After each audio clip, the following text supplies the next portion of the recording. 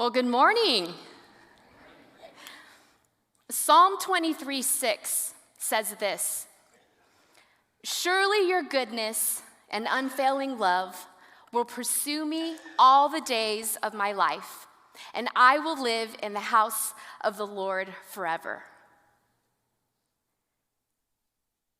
Surely your goodness and unfailing love will pursue me all the days of my life. All the days. That verse of Psalm 23 hasn't always settled well with me. In fact, I've had a little bit of a struggle over the years to accept the fact that his unfailing love would pursue me all the days of my life.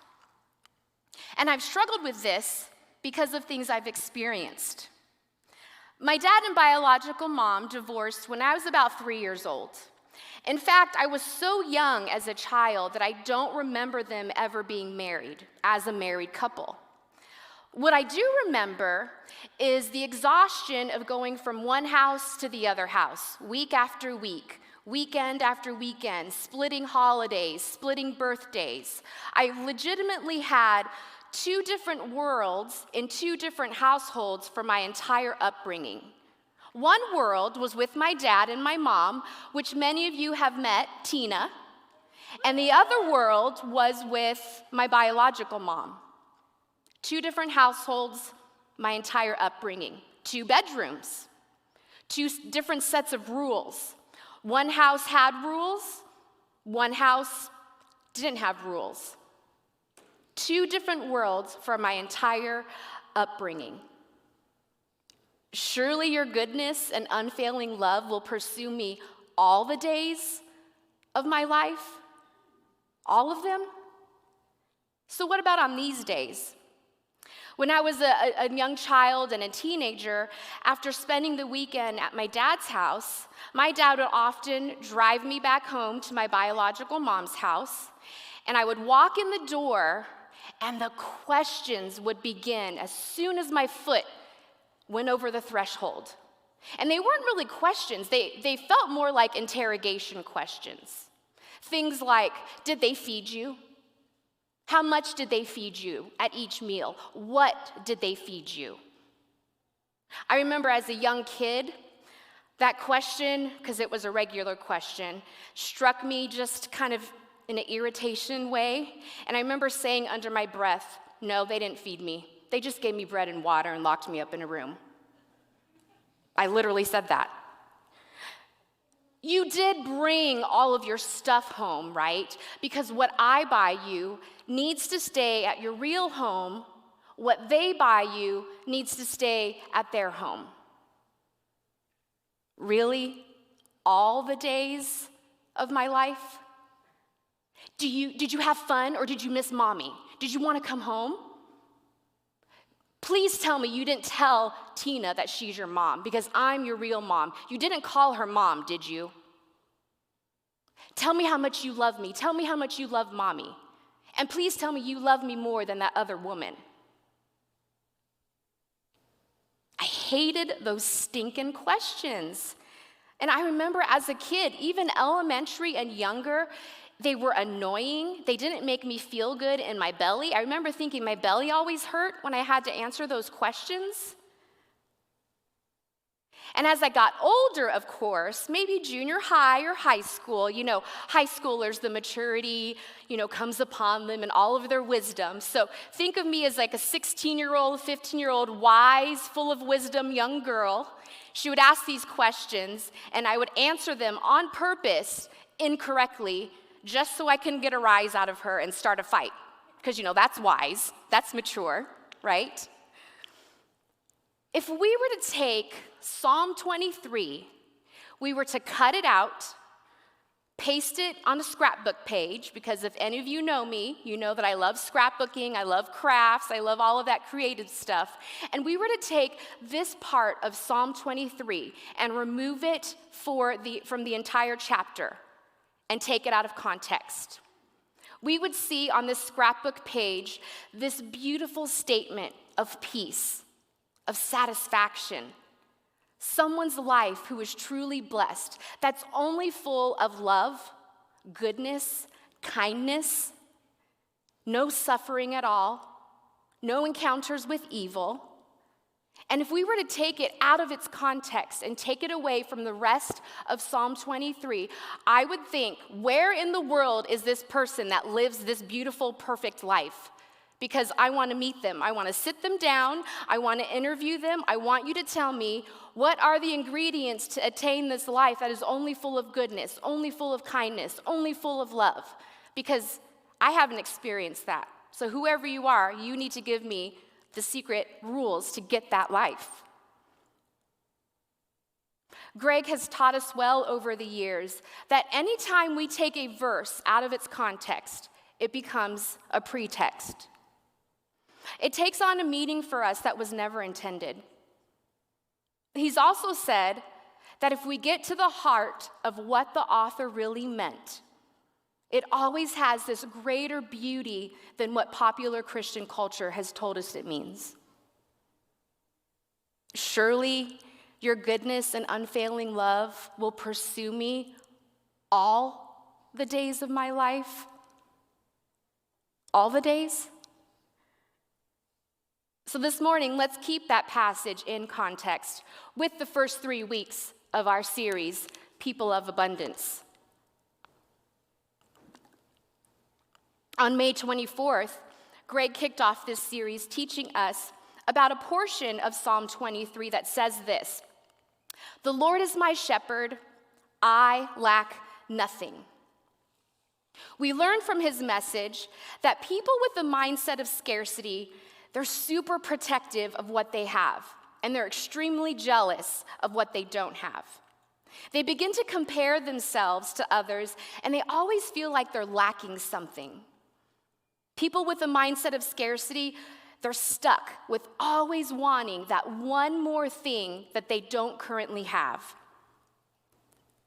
But on the flip side, people who have Jesus as their shepherd, man, they lack nothing because of the shepherd who cares for them, who is giving them everything that they need.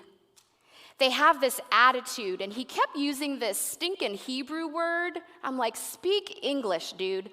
He was using this Hebrew word, and every time I was sitting right here, and every time he said it, I wanted to say, God bless you. God bless you. It threw me off. But he was using this Hebrew word that was referring to this attitude of the person having this excitement, this gratefulness, this satisfaction that only comes from the provision of the Good Shepherd. And they have this anticipation of what the shepherd would have next for them in their life. Mindset of scarcity, or someone who has Jesus as their Good Shepherd? The following week, Kate Sayer slammed it out of the park with this beautiful message. As we keep, surely your goodness and unfailing love will pursue me all the days of my life, in the context of Kate's message on May 31st. She talked about how in this life we often walk through the valley of the shadow, whatever that may be for you. However, and I'm going to quote Kate here, God is the only one equipped for the valley. We aren't prepared for the predators or the inclement weather. We don't get to carry the club at our hip. So where does that leave us? It leaves us relying on the Good Shepherd. Only through his grace do we make it to greener pastures. And because of that, we literally have nothing to fear when we're in the valley. Goodness and unfailing love will pursue you all the days of your life, all the days of my life. So how do these kinds of days fit into that truth? I want to share with you one day that encapsulates many of the days of my childhood. I remember this extremely well. I was about 7 or 8 years old, and I was sitting in the kitchen at the kitchen table. We were the only 2 people home. My stepdad, who at the time this took place was her live-in boyfriend. And my biological mom was a fabulous cook. Man, she was awesome in the kitchen. And from where I was sitting in the kitchen, I can see the family room, and I can basically see the rest of the house. And I remember the house being super clean, because the house was always clean. To the point where whether you lived in the house or we had guests over or family over, you had to take your shoes off at the front door. You leave them by the front door, or you left them on the front porch. But the house was clean. The house was super quiet. And with her being this great cook, I have these memories of the kitchen full of food all the time, these great aromas of different spices and different things. Dinner time was always my favorite meal. We would have steak, oven roasted chicken, fried chicken. Her fried chicken was the best. Like any good Filipino household, we always had jasmine rice, particularly jasmine rice. To this day, I still love jasmine rice. And she would often cook, at my request, one of my favorite Filipino dishes called chicken adobo. Well, I was in the kitchen. The only two home were her and I, and the house was super quiet. And I remember the only thing that I can see and hear was my mom, who was in the bathroom. The door was wide open, so I heard everything, I saw everything. And I remember thinking, as a little kid, I was only 7 or 8, I remember thinking, that's not good for her, and I think that's bad for her. I remember her crying. She begins to gag. And then I hear what she had eaten hit the toilet water. She flushes the toilet, stands up, blows her nose, wipes her face, walks out into the kitchen, and rinses her mouth out with water in the kitchen sink. Surely your unfailing love will pursue me all the days of my life. I spent a majority of my childhood years and teenage years having to be the emotional support system for my mentally unhealthy biological mom.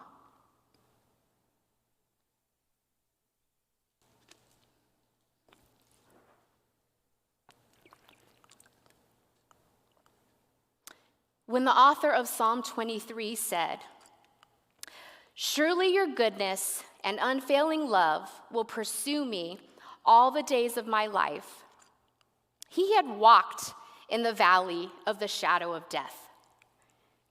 He had felt the stinging rebuke of the Lord's rod. And apparently, from Greg's message last week, he had enemies with whom he had to contend. It seems that his life had much more than goodness and kindness and unfailing love. So what did he mean when he wrote our verse today, verse 6? Based on Greg and Kate's research of the Hebrew for me for this message, there was a deeper meaning than what comes through in the English translation. And since I am not a Bible scholar, I am not a preacher, that's not my area or my wheelhouse, I'm not going to give you all that research in detail. But what I will share with you in a nutshell is how we can keep this verse into context.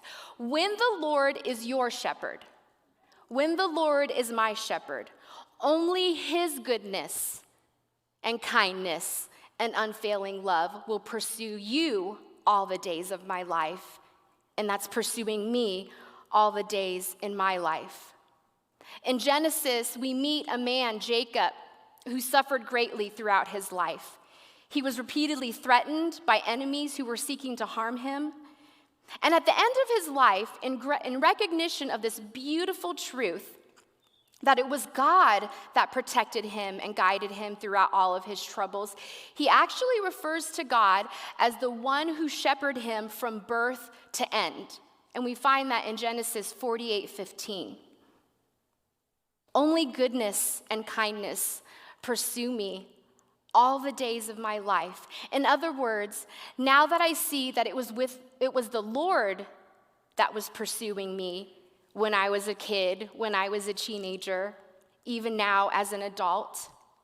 I realize that any difficulties, any trials, any suffering, it is through God that he is able to use that for my good. And it's only through him. That's the beautiful part about the God that I serve, about the God that you serve, is he literally can take beauty from ashes. He's the only one that can do that in our lives. Only God's goodness and kindness pursue us every day, even when we're in the valley of the shadow. There's this wonderful quote by Rabbi Pesach Wolicki, and it says this: "It is easy to feel close to the Lord when we receive overt and obvious blessings. What David teaches us in Psalm 23 and also in Psalm 27 is that to truly dwell in the house of the Lord, to truly live in his presence, we must understand, we must know that he is with us all the time." I love that he said we must understand and we must know that he is with us all the time. It's not just saying, yep, I believe that that is true. It is saying, I want to accept that for my life, and I'm going to live it out when I'm in the valley of the shadow, when I'm surrounded by enemies, when I'm facing trials. Know it, believe it, accept it, practice living it out.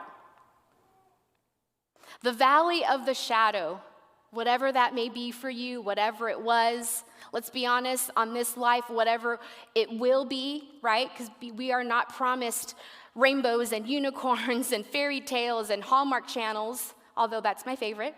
We aren't promised those things. We will have suffering. We will have persecution.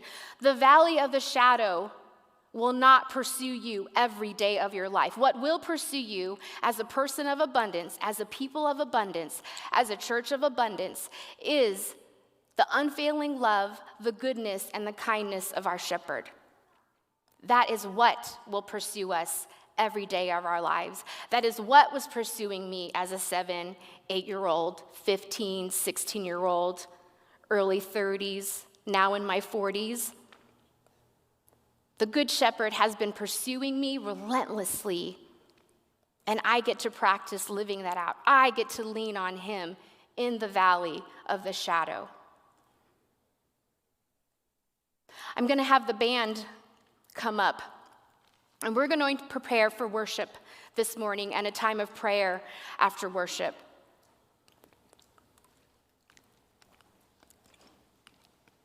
Over the last few weeks, I have had this incredible kind of reminder from God during our quiet times and our personal time, whether it was reading scripture, whether it's through a text message from a friend, whether it's something I hear on the radio or in a book, a devotional.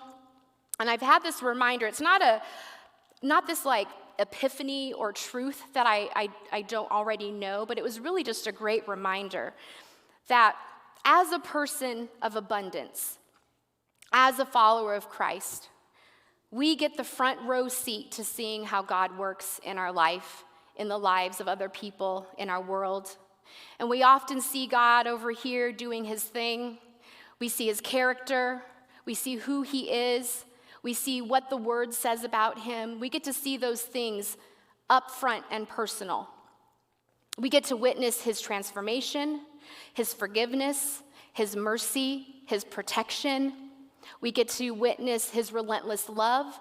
And oftentimes we see ourselves kind of on the other side.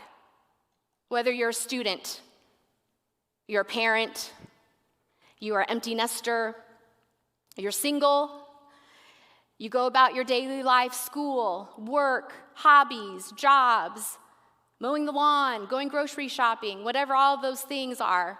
And oftentimes, we put on these lenses on our eyes that we live here, and the lenses determine how we start to see God.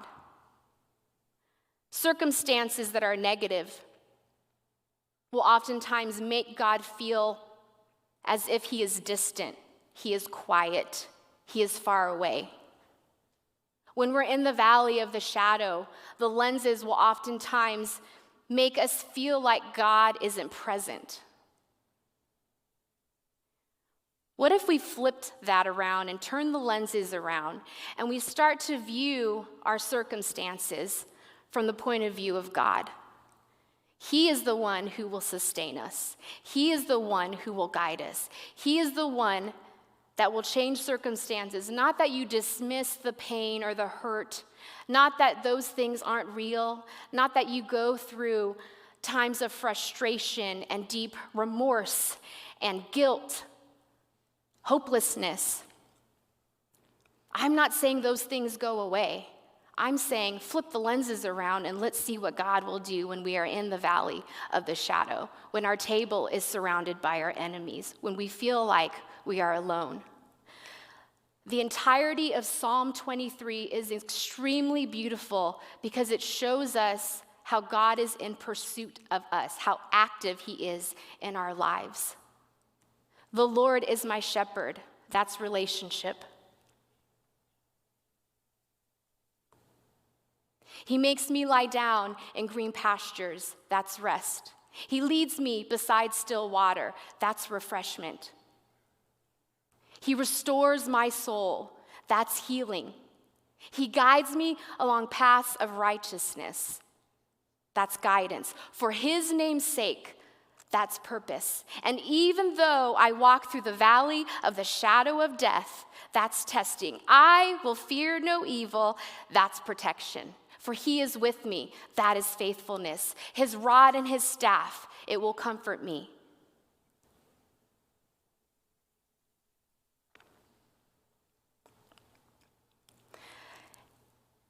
He will prepare a table for me in the presence of my enemies.